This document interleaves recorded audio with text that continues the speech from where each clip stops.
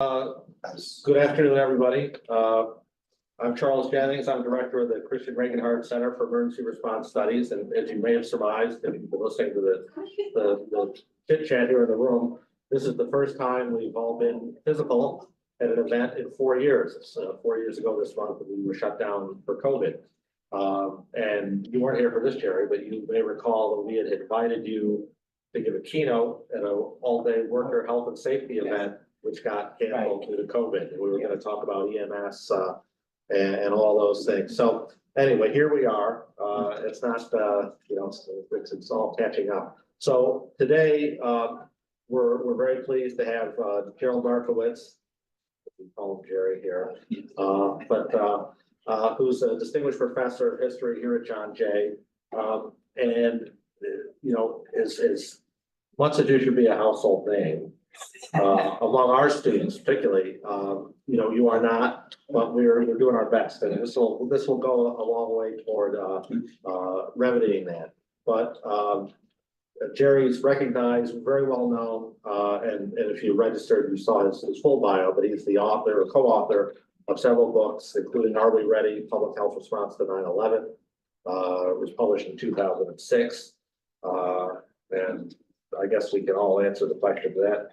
Well, and when they do the follow-up, regrettably, deceit, denial, the deadly politics of industrial pollution, deadly dust, silicosis, and the politics of occupational disease in the 20th century. And so, I think as a preface to this, why Gerald Markowitz, and now why now? Of course, environmental contaminants are a huge issue, but we're becoming more and more aware of that in the first responder community. And I think some of it, particularly if we look at the issue of PFAS for fire personnel predominantly, has taken on a huge role in the last year or two or three. And I think it would be useful to connect, how did PFAS end up in firefighters' protective equipment, and then to kind of step back from that, the whole economy and the ecology of how these things, how it works, how the world works in terms of things, food additives, all the things that we have. And you see articles on this frequently if you read the bourgeois press about, food colorings that are illegal in Europe, but consumed regularly by people like me here in the United States who like, pink snowballs and, purple peeps and things like that. So with that, I will turn it over to you, Jerry. You can correct the introduction that you see fit. I'll zoom in the camera in a little bit, and then you're off to the races. Well, thank you for that very generous introduction, Charles. And it was a great pleasure for me to be here talking to you all, and to hopefully we'll have a chance for discussion at the end, and I can learn from you as well. I'm a historian. You all are more involved in what is happening out there every day, and so I look forward to hearing your thoughts about this. I and my colleague David Rosner are going to be publishing a book in the fall titled Building the Worlds That Kill Us. And this talk is some parts of that book. It's the first time really I've talked about it in a public setting. So I am grateful for the opportunity to be able to share some of this to you. So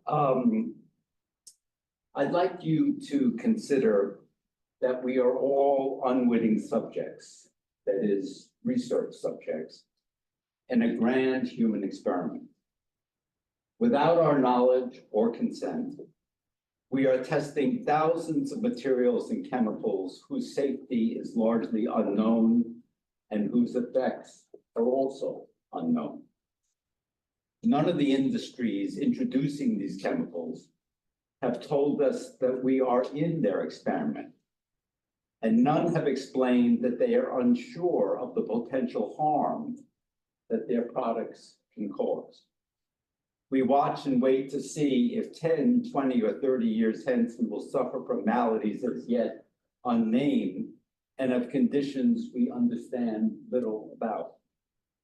Back in the 19th and early 20th centuries, miners used canaries down in the mines because if the birds collapsed, then they would know that the air in the mine had become dangerous and the miners had to get out. Well, we have become the canaries, but it is not clear that we will be able to move to safety when the dangers become clear. Now, since 1999, the Centers for Disease Control and Prevention, will be using CDC from now on, has been monitoring Americans' bodies for the presence of toxins and chemicals, detailing the variety of pollutants stored in our bones, muscle, blood, and fat. The CDC's explicit goals are, quote, to determine which chemicals are getting into Americans and at what concentration, and what impact these chemicals might have. There are a number of chemicals that are in virtually every living thing on Earth, from the shrimp that swim in the salt waters of the Gulf of Mexico, to the poultry and red meat that are staples of the American diet, to our children and our own hair and body fat.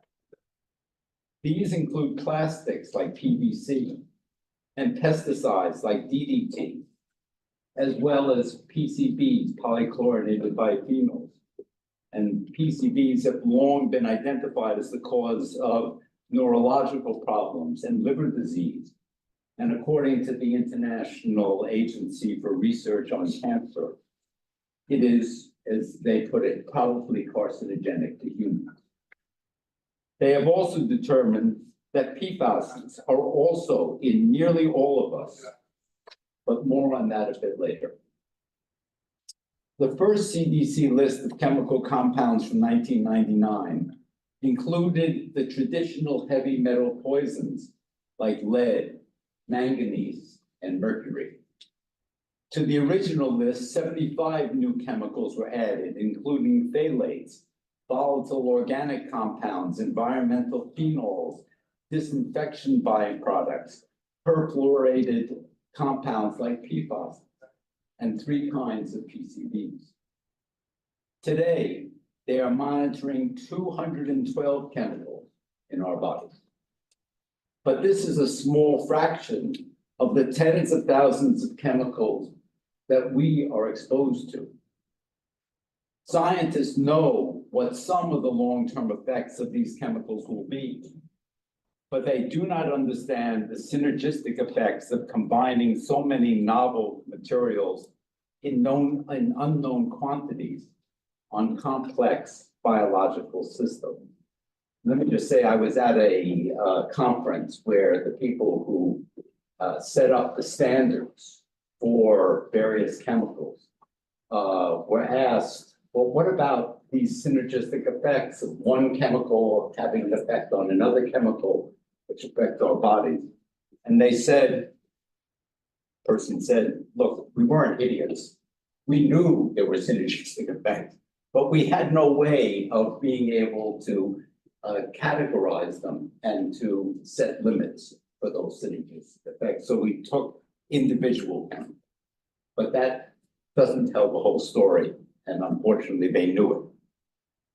Perhaps the primary site of this grand experiment are the very homes we assume are safe. Perhaps you have read about the natural threats from radon seeping into our basements and then our living rooms, from the bedrock under our homes or the polluted waters that explode from our taps because of fracking. But what a century of industrial progress has done to us may make radon look like a minor damage in comparison. Formaldehyde, a known carcinogen, seeps from the plasterboard in many houses. Asbestos dust, which causes cancer, floats into the air from roofs, sidings and vinyl tiles that cover our floors. Chemical flame retardants leach from our couches onto our skins. PFAS are prevalent in consumer products and manufacturing, and we know that they can cause cancer and thyroid problems, among other ills. In short, a century of unrestrained and mostly unregulated commercial and industrial development has threatened our most intimate spaces. And unfortunately, we don't know the half of it. We live in a chemical soup, and it exposes us and our children to danger virtually every day of our lives. It is true that 50 years of environmental activism has spared some, but not nearly all, assaults from unknown chemicals.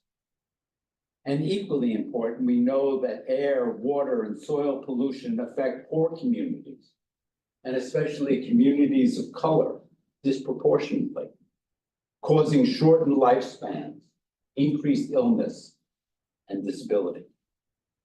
To cite just one example, the polluted drinking water in Flint, Michigan, caused by lead leaching from lead water pipes, disproportionately affected children of color.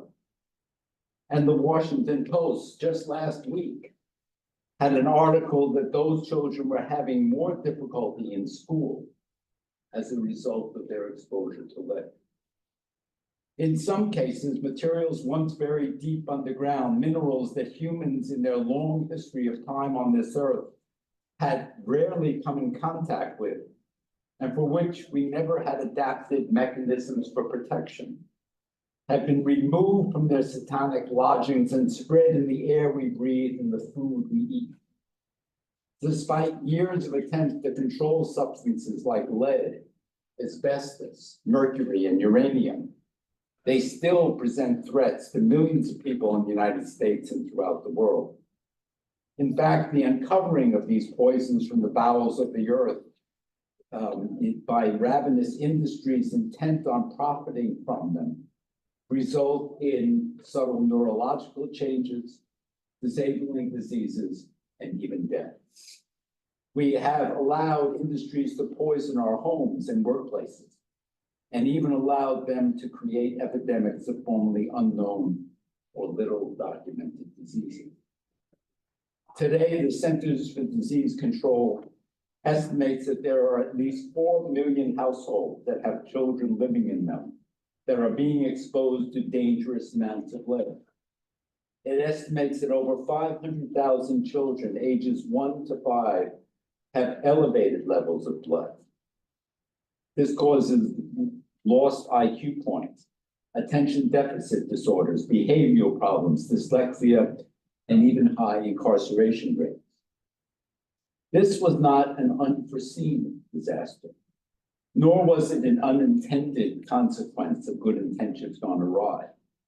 Rather, it was the result of decades of planned campaigns by an industry that sought to undermine the science, distract the public, fight regulation, and profit from lead paint.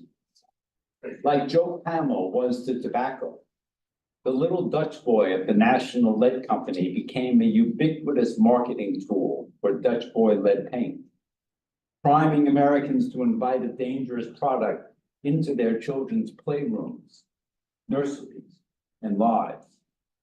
In the 1920s, just as doctors were documenting children convulsing, going into comas, and dying, the Trade Association for the Lead Industry engaged in a huge advertising campaign that linked lead not to disease, but to health.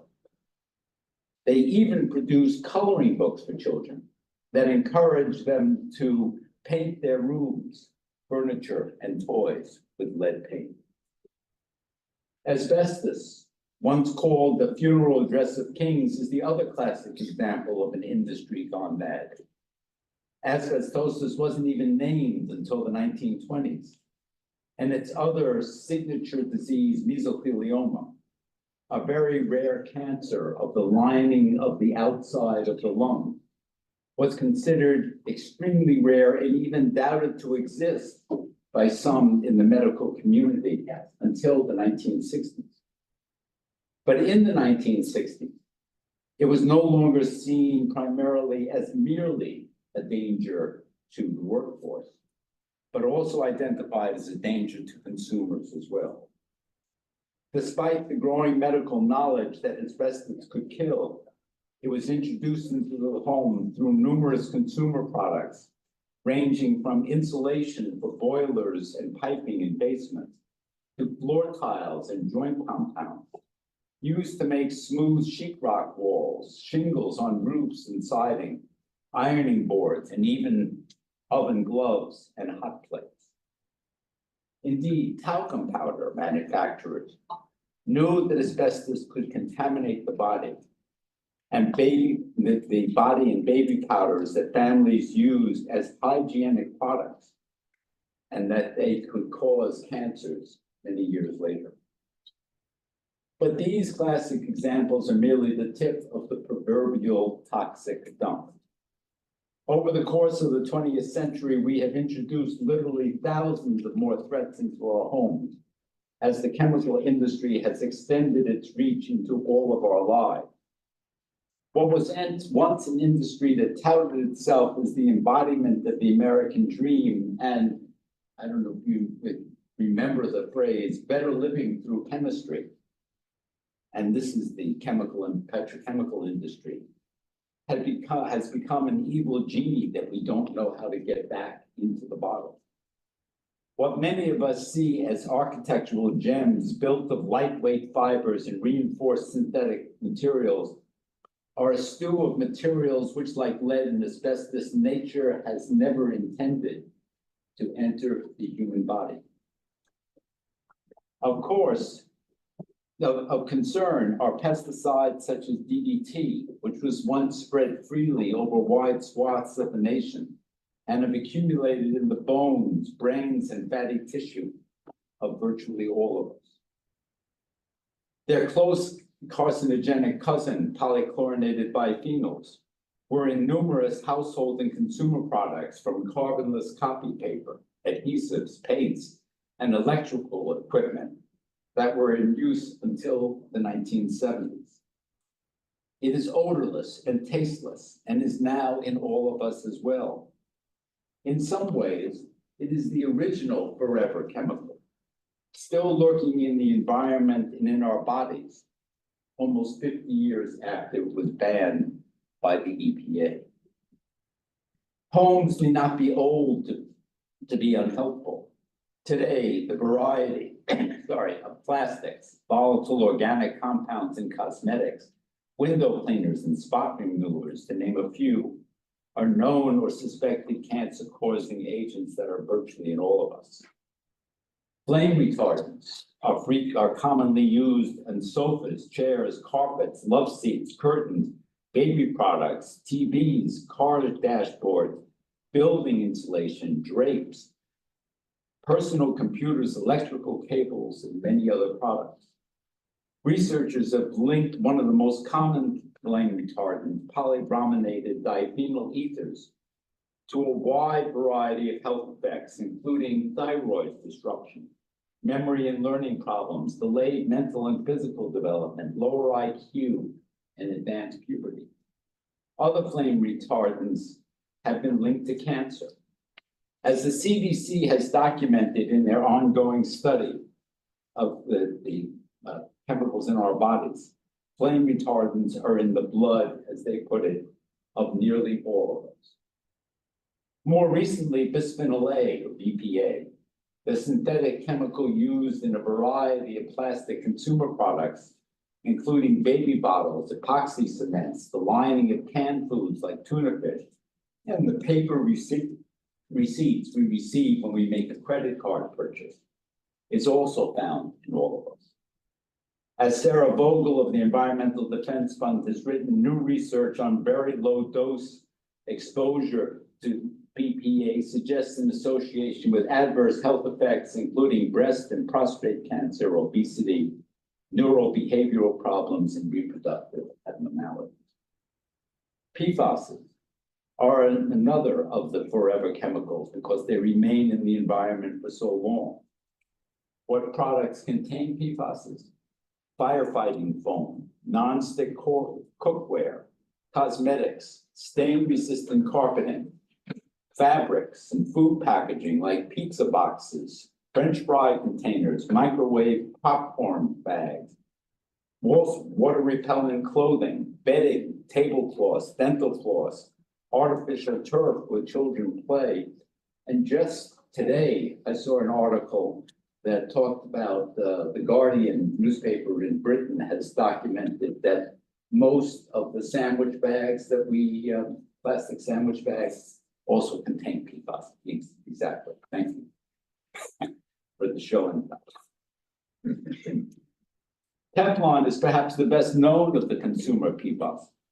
It is, as you know, the heat-resistant non-stick coating that has been sold to us as indispensable because it makes cooking all so much easier.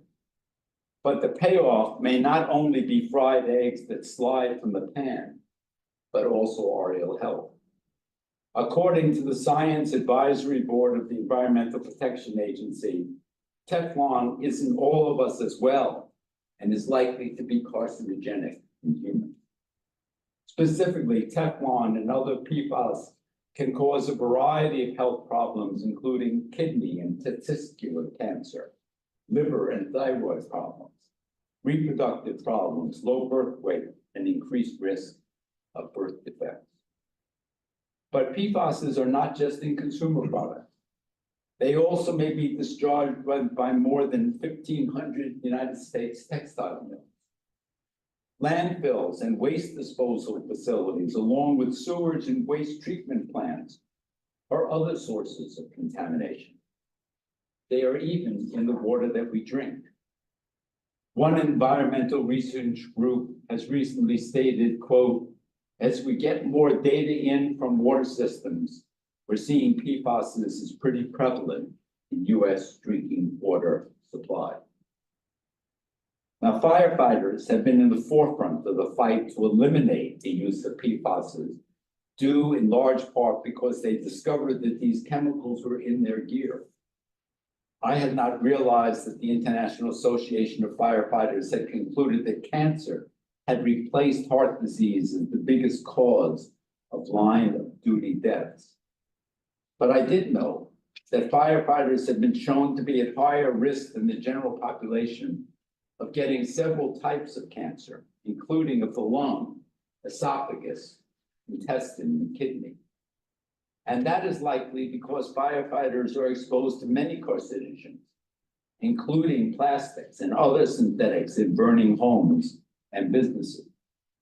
What has become clear in the past decade or so is that PFAS are in the equipment that is meant to keep firefighters safe. Lawsuits have been initiated against the companies that manufacture this equipment, alleging that they knew that this gear contained PFAS and that the companies knew that such chemicals could cause serious health concerns. And yet, they continue to promote their safety. But there is some cause for hope about PFAS, because so far in 2024, at least 36 US states are discussing more than 450 bills that would ban or restrict PFAS. And Europe is considering a ban on thousands of PFAS chemicals that could come into effect as early as 2025. Now, one of the ironies, we teach in a school of criminal justice, and chemicals are treated like defendants in who are charged with crimes. That is, defendants are considered innocent until proven guilty. Well, alas, chemicals are treated the same way in the United States. They're innocent until proven guilty. And that has largely been because industry has argued and continues to argue that until we can definitely prove that the chemical soups we are creating are dangerous, we have no right, and they have no obligation, to remove them from our from our homes and workplaces. In one infamous example in the 1920s, industry made the same argument about lead as an additive in gasoline. They said it was, and these are their words, a gift of God that was essential for industrial progress and modern living. They said that until government proved that it was dangerous, it should not be taken off the market. Despite public health officials' concerns that it was never good to expose people to lead in any form, the proof that lead in gasoline was dangerous did not come until the mid-1980s. And thus lead was spewed out of the tailpipes of cars and trucks and into our bodies for 60 years. Similarly, the industry argued that lead was essential to produce good paint that would protect our homes. Despite the gathering evidence that lead was killing and maiming children, the industry focused on a public relations campaign to maintain, and again, these are their words, the good name of lead. For another 60 years, government was forestalled from regulating the introduction of lead into our bodies. And today, we are all a little bit leaded. The chemical industry would have us believe that we should continue to be research subjects in this grand experiment of thousands of commonly used chemicals. We and our children should continue to be the canaries in the mines, awaiting 60 years or more before attempting to control the release of these potentially dangerous chemicals into our environments. Need we continue to live in, and are we becoming toxic waste dumps ourselves? Let us pause here and take a step back and look at how we have come to be in this situation. That is, how the history of this country helps us understand where we are today. What I would like to suggest is that to a surprising extent, diseases, suffering, and premature deaths that Americans suffer are a function of the worlds that we as a society have constructed over the course of American history for ourselves and for others. They are more particularly often a function of specific people and groups of people making decisions that create or maintain conditions in which ill health and suffering can flourish. Some instances of unnecessary suffering are glaringly obvious. For example, the exploitation and often premature death of Africans who were enslaved and transported to the New World under conditions so inhumane that approximately 10 to 20% perished during what was called the Middle Passage. The suffering and early deaths continued for those who survived and were consigned by white plantation owners to forced labor in the houses and fields of the American South, where the average life expectancy of a newborn enslaved child was less than 22 years. And that was about half that of a white infant from that era. Or to take another example, Crystal Eastman, who was a feminist social reformer and co-founder of the American Civil Liberties Union, did a study in 1907 of workers in Pittsburgh, Pennsylvania, who were mostly Irish, Italian, and Slovak immigrants. She found that 526 men were killed in accidents in the steel mills of Pittsburgh, and another 509 suffered serious injuries in just 1 year. She argued that many of these accidents would have been preventable if work conditions had been different. And then she laid out in really excruciating detail what happened to the injured men. So this is a quote from her. 7 men lost a leg. 16 men were hopelessly crippled in one or both legs. 1 lost a foot. 2 lost half a foot. 5 lost an arm. 3 lost a hand. 10 lost 2 or more fingers. 2 were left with crippled left arms. 3 with crippled right arms, and 2 with 2 useless arms. 11 lost an eye. 3 others had the sight of both eyes damaged. 2 men had crippled backs. 2 received internal injuries, 1 is partially paralyzed, 1 feeble-minded, and 2 are stricken with the weakness of old age while still in their prime. This is what she reported happened in 1 year in 1 city. Even aspects of the inevitable, such as death and disease that appear to lie outside human control, are affected by how societies care for their members. Race, social class, geographic location, gender, age, immigrant status, and the like, all have been shown to have a tremendous impact on access to medical care and the quality of care received, which in turn shapes Americans' length and quality of life. These and many other situations are a function of the decisions of some human beings to construct conditions or allow such conditions to persist that are clearly detrimental to the well-being of others, and often in ways that are perfectly obvious at the time. The social and economic arrangements Americans have created and maintained have shaped disease, patterns of disease occurrence, prevalence, distribution, and recovery over the course of the United States history. Most obviously, as I just mentioned, an economic and social system dependent on slavery produced untold suffering and deaths among those most exploited.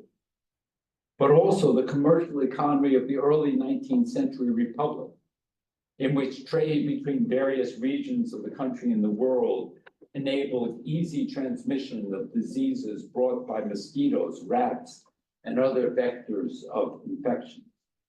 In the late 19th century, the development of crowded cities with large immigrant populations from Europe and the Caribbean and migrants from rural America allowed landlords to profit from rents of airless tenements without adequate sewage or pure water, and produced epidemics of tuberculosis, cholera, and other diseases of poverty.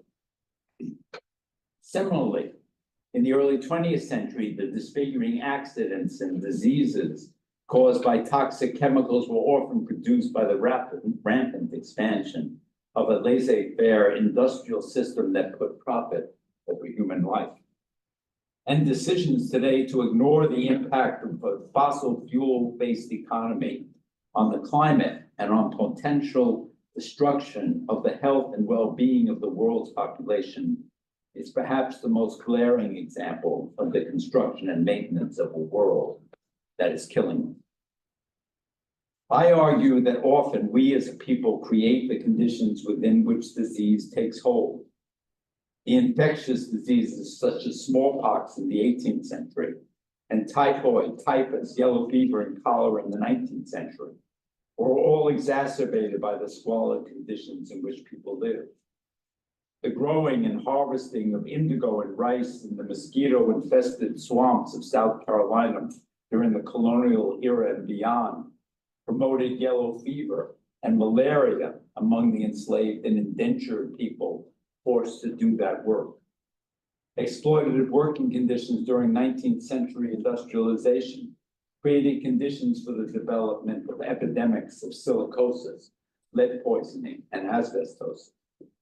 Recently, America's collective environmental practices have contributed disproportionately to global warming and consequent extreme droughts, more severe hurricanes, and rising sea levels that threaten to flood entire nations. And these events, in turn, have frequently resulted in compromised resistance to disease. As I've just explained, hundreds of chemicals manufactured in recent decades may also have resulted in increased deaths, diseases, neurological damage, as well as reproductive problems, brain damage, immunity suppression, and other problems in the United States and throughout the world. The COVID-19 pandemic provided us with an example of how unequal are the effects of disease on a population. Over the course of the pandemic's first few years, COVID killed more than 1 of every 300 Americans. The burden of these deaths was hardly distributed evenly through the population, however. At virtually every turn, the biological reality of a virus that coursed through the society revealed that biological action, social conditions, and values are inextricably linked. Those already in a weakened state or those without access to adequate health care were more likely to become seriously ill or die. According to the CDC, quote, American Indians and Alaska Natives were 3 times more likely to be hospitalized. Black or African Americans were 2.5 times more likely to be hospitalized and 1.7 times more likely to die. And Hispanic or Latinx people were 1.5 times more likely to get COVID and 2.3 times more likely to be hospitalized. In stark graphs, the Poor People's Campaign documented that lower income communities that were predominantly white, as well as those that were predominantly Black and Latin, quote, died at nearly 2 times the rate of people who lived in richer communities. During the early Omicron phase of the epidemic, from December 2021 through February 22, counties with the lowest median income had a death rate nearly 3 times higher compared to those with the highest median incomes. Differences that could not be explained by disparities in vaccination rate. In a paper detailing the continuing yet fluctuating gap between Black and white mortality between 1960 and 2002, epidemiologist Nancy Krieger and her colleagues illustrated both the possibilities and limitations of reform without structural change.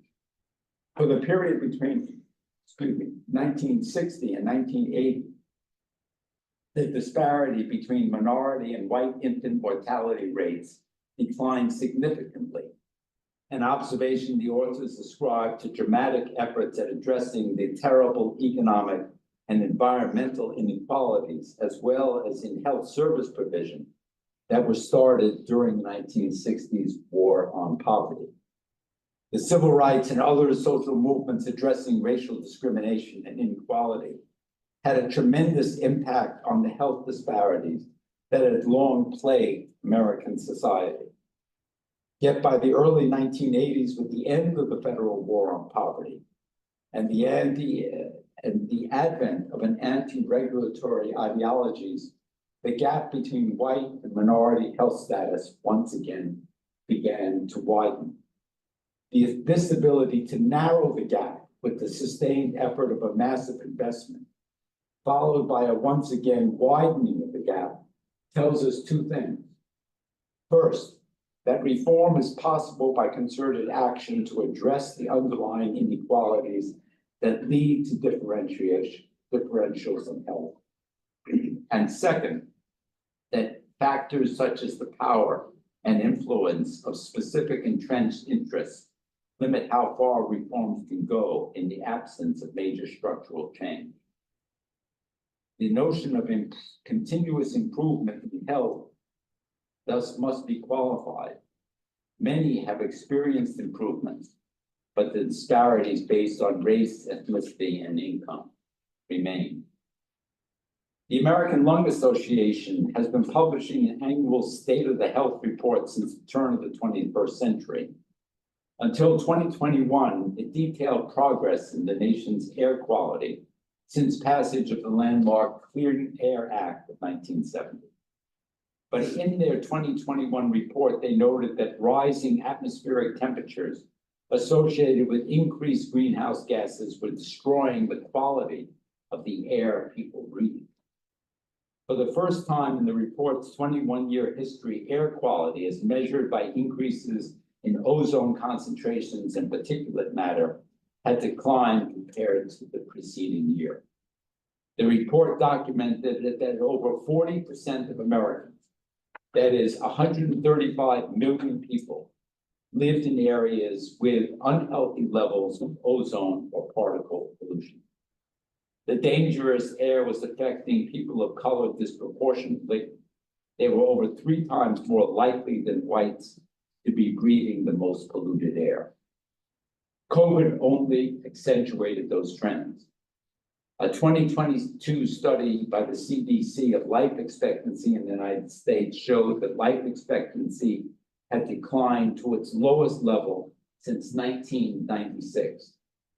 The CDC estimated a 2.7-year decline from 2020 to 2022, with the heaviest burden on communities of color. This leaves us to wonder anew if the world we as a nation have built will ever really address the structural inequalities that continue to take years off of life of some members of society compared to others. Perhaps the most direct challenge to the host of environmental threats that are foisted on us by various polluting industries comes from local communities, particularly communities of color that have merged environmentalism and civil rights.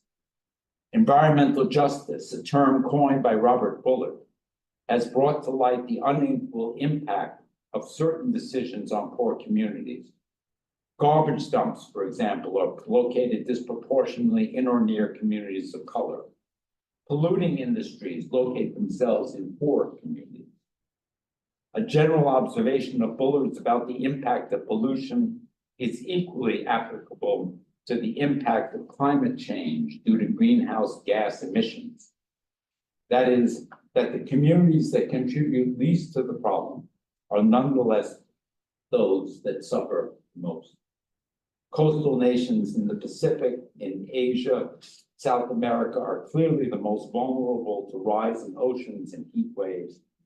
Resulting waterborne diseases are likely to affect African nations more than wealthy nations in Europe or North America.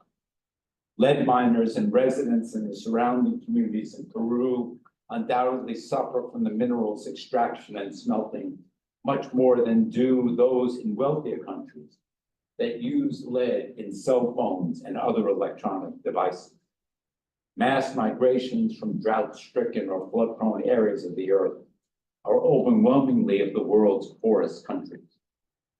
As climate change alters the ecologies in which pathogens and vectors propagate, the world will undoubtedly confront diseases for which governments and people are not prepared.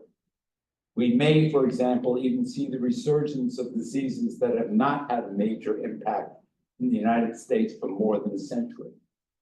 As global temperatures rise and mosquitoes move to newly warmer habitats, yellow fever and malaria caused by a parasite carried by mosquitoes may reappear. As the National Public Radio summarized a November 2023 congressional report on the effects of climate change on the United States population, they said, the health costs of climate change have gone from theoretical to personal for many Americans. And they go on to list heat and flooding and hurricanes, it's a variety of issues. In its simplest terms, humans are fundamentally altering the ecology within which disease silently and quickly moves across borders by air and boat, animal, or insect. So, sorry, that was a very grim presentation, but I want to end on a note of hope. And really, I'm not such a grim person. I think of myself mostly as an optimist.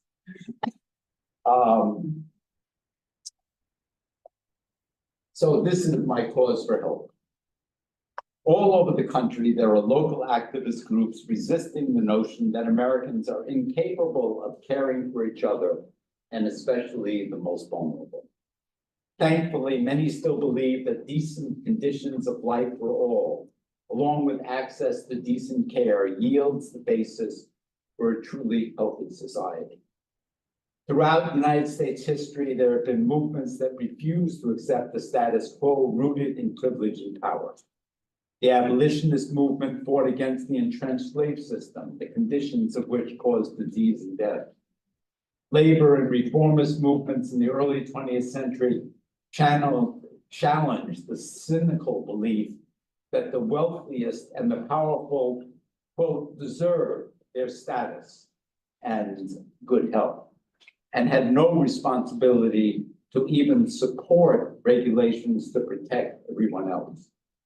During the New Deal, when chronic disease was killing and disabling so many workers, members of Congress, spurred on by labor unions and other citizens groups, passed legislation that took a large portion of the elderly out of poverty.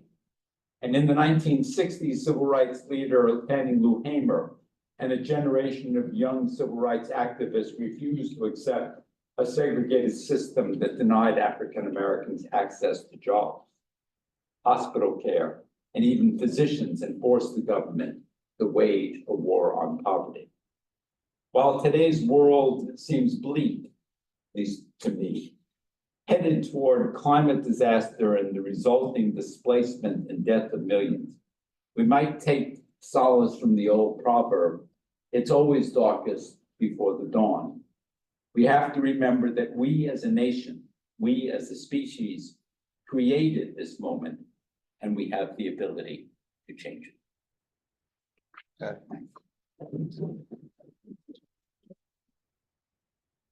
Thank you. So, comments, criticisms, critiques, complaints? How did you start working on this one?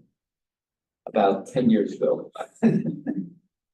What was the reason? Kind of catalyst to like, okay, let's start writing something. Well, What my happened? colleague and I have been writing about some of these issues for now almost 40 years. And so we wanted to try and put it all together and to have a synthesis and look at US history through the lens of death and disease. There's been, obviously other views of US history, but no one has done it through the lens of death and disease.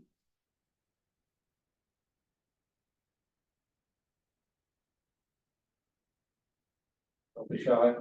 Go ahead. You think it's just, we need a big change in governmental policies in order to control those type of things? You think it's like maybe companies are probably paying politicians contributions and stuff to like look the other way? Well, I think that certainly exists, but I think that the fundamental problem is that we, as I said earlier, that we consider chemicals innocent until proven guilty. Whereas in a lot of European approaches,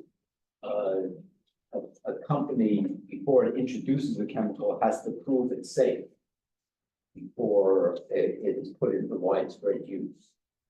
And one note that just happened yesterday is that the EPA, it's going to take too long, it's going to take over a decade, but the EPA is finally banning asbestos in use in the United States. But I think that it's a combination that have gotten us into this pickle. Would that be, I don't know if you know, but probably you do.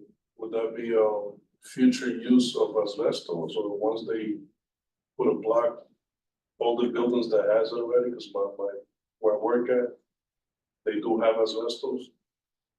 Once they say no, it's no, and then you gotta remove everything, or? Not according to this regulation. Okay. It's in any use, either the manufacture or the importation of asbestos. But it's going to be, the original proposal was that it take place within 2 years. I think the new proposal is that it take place over 10 years. But it's where it exists, they are not requiring it that it be removed. It's all over New York City. Pretty much. Yeah, I mean, it's all over the country, it's all over the world, really, and asbestos, as you know better than me, is another forever chemical. It doesn't disintegrate. We had a talk last month with somebody who's did work on New York City subway and talked about just the environmental conditions of being in the subway, right? And I was struck because they went down and basically the union does air sampling, but the MTA will not do or will not publish any air sampling results from the subway. Wow. And when they talked about during COVID, they actually, for some period, they prohibited staff from wearing masks.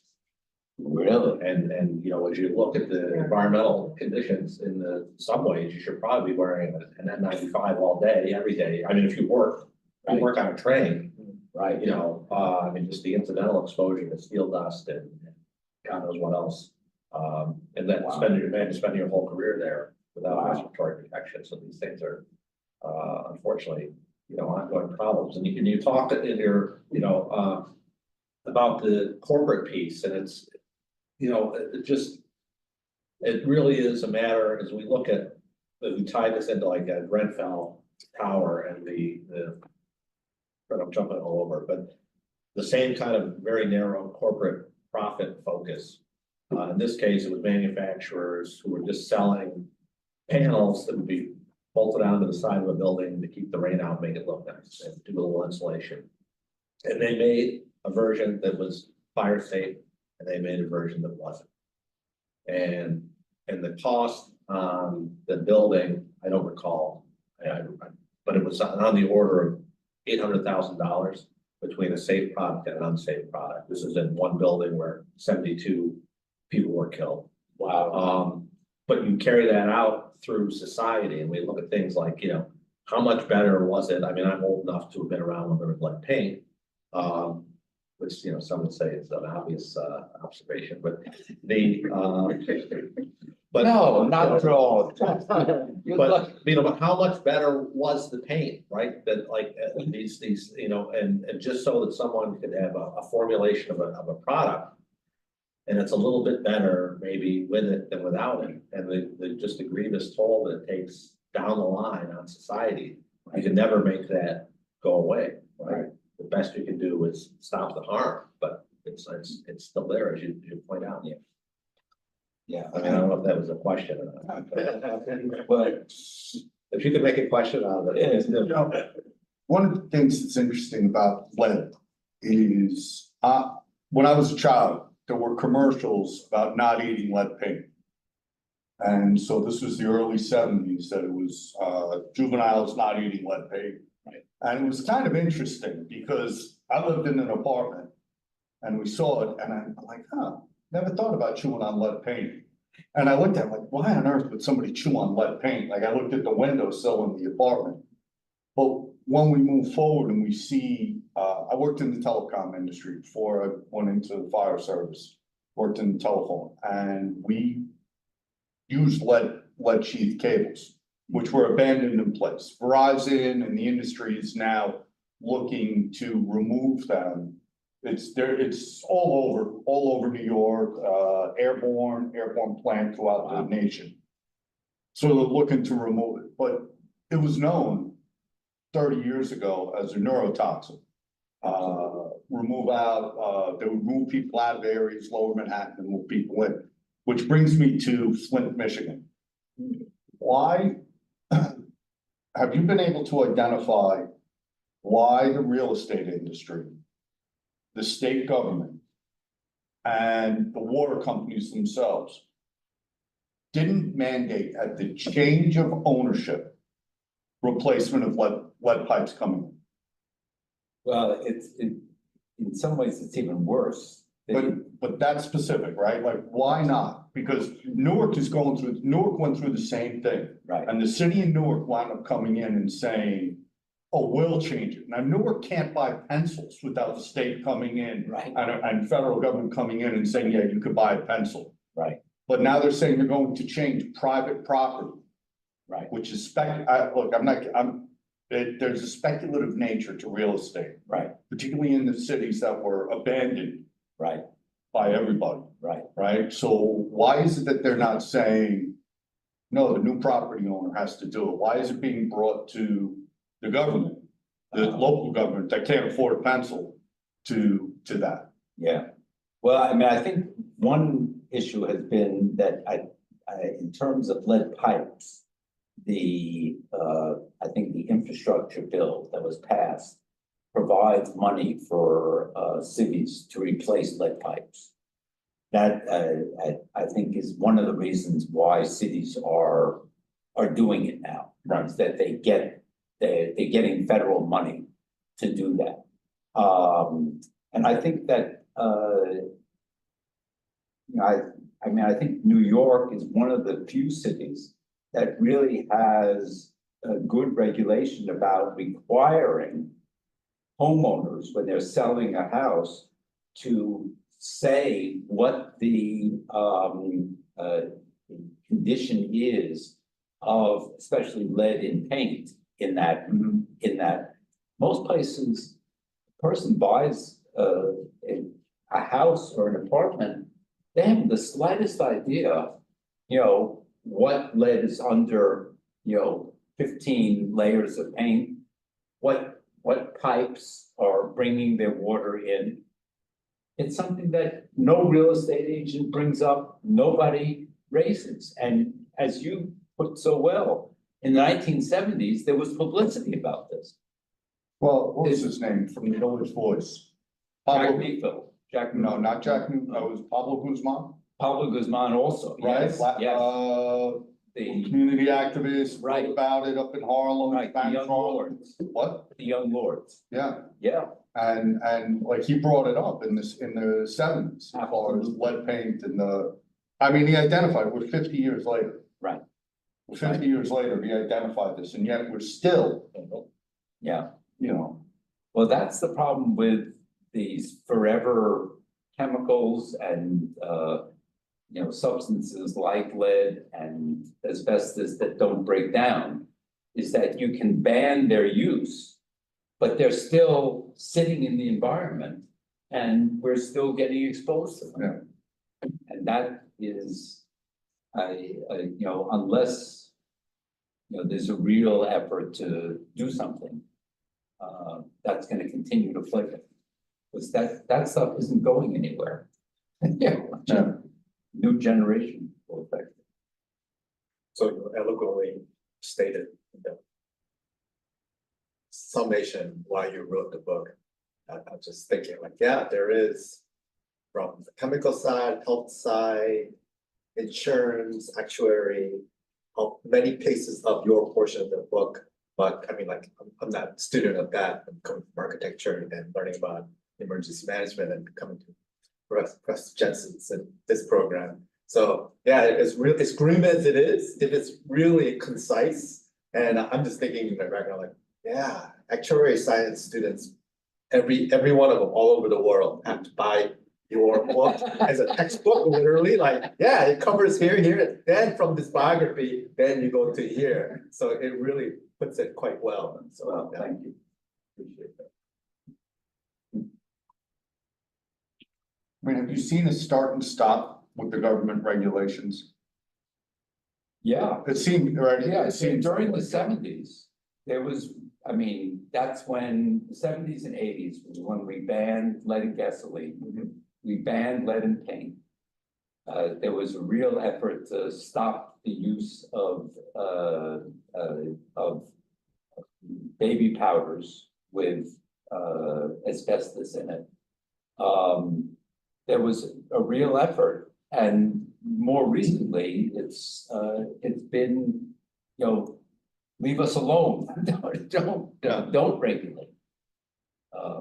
And I think that it hasn't come back to that 60s and 70s view that we as a society can do something about this problem. Right. It's more individual,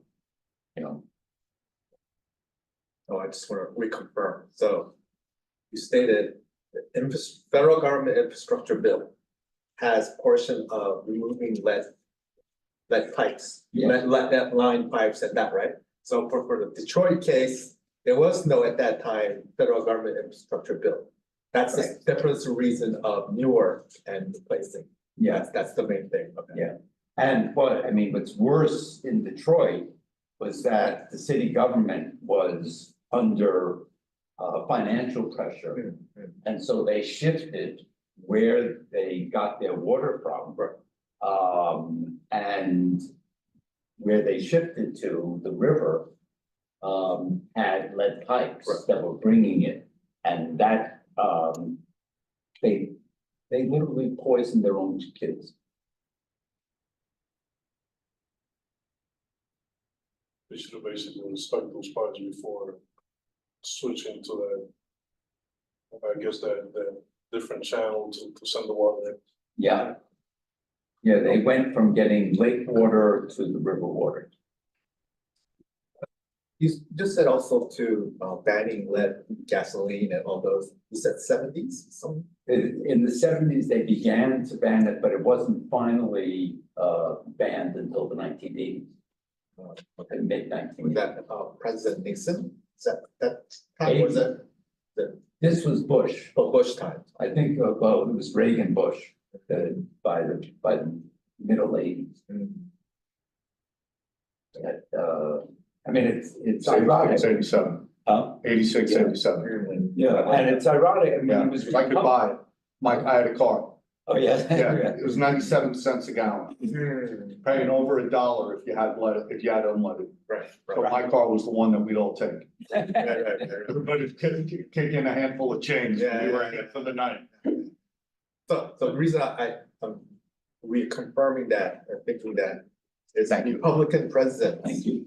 that time recognized that and implemented EPA implementation that current Republican and everybody saying like, Can't do that. or can't be done, or they disregard that fact. It is Republican presidents implemented this and puts it into saving many children's lives. If you go back even further, the EPA and OSHA were established by Republican President Richard Nixon. Yeah, that's what I was getting, that portion, I got the fact mixed up, I know Nixon started something, Yes, he right, did.